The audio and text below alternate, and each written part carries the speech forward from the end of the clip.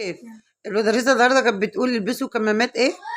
البسوا كمامات عشان الكورونا ومحدش يقعد جنبي عشان بيجيلي بدل البرد كورونا. ومين المقرف اللي بيعمل المقرف ده؟ طلع مين المقرف بقى؟ ابني. ما يقعدش جنبه، اللي عنده برد ما يجيش يقعد جنبي عشان بيجي بدل البرد كورونا.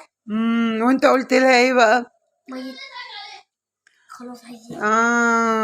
يا يا كداب. يا معايا بنت متخلفة كلبة بحط مفتاح في صباعها لكنها الكلب المفجوع ما اكلتش حاجة ولا امبارح.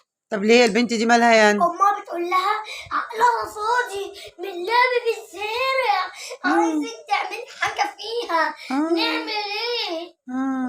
نطلع السلم بقالها نص ساعة. لا طب هي دلوقتي يعني المس كانت بتقول البسوا كمامات عشان البرد. مين المقرف اللي بيعمل ايه؟ محمد. مين المقرف كان بيعمل ايه؟ طلع المقرف مين بقى؟ ابن. هو اللي كان بيعمل. طيب كل مانجا يا يوسف.